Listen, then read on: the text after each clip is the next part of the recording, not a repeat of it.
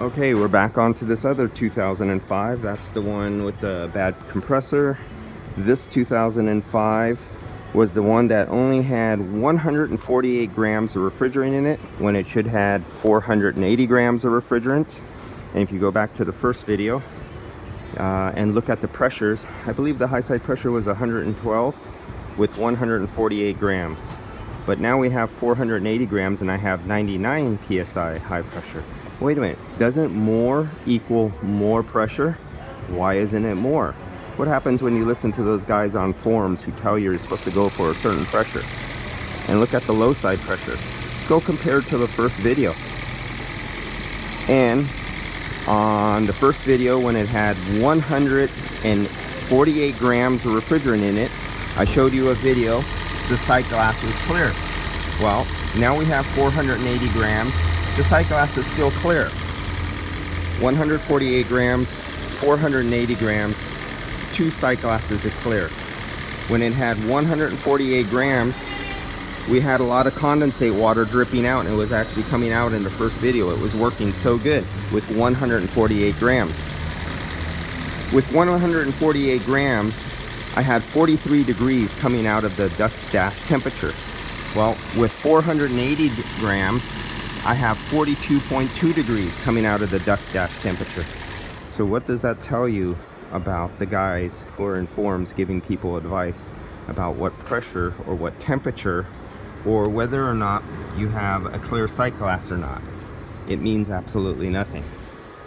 That's why I don't listen to the guys in forums who tell you you're supposed to go by pressures or temperatures or a clear sight glass or bubbles or anything like that. There's a lot more to the picture than meets the eye, especially on variable controlled compressors. 134 in general, and all vehicles are different because sometimes, say your high pressure, this high side fitting is located on the liquid line after the condenser. But if I took this service fitting and I located it right on top of the compressor at the discharge line, I would get a different pressure and I'd get a different temperature. If I take the temperature of the line of the refrigerant coming out of the compressor, it'll be different than the refrigerant coming out of the condenser.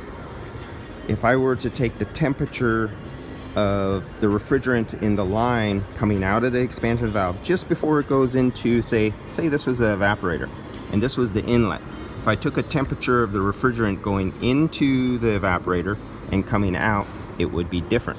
And depending where you locate your low side port, you will get different pressures and different temperatures depending where you are in the system. All cars are different. There is no universal number. There is no rule of thumb.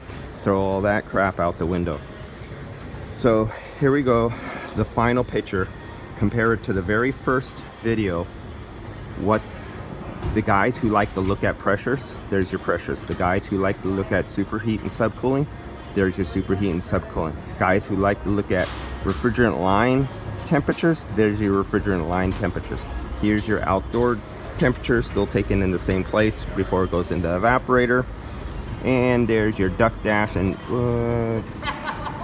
your inlet return temperature. Okay guys, so tell the guys in the forums who tell people to use those little jerk off cans and go by one single pressure to tell whether it's full or low, to go stick that can where the sun don't shine. All right, see you guys.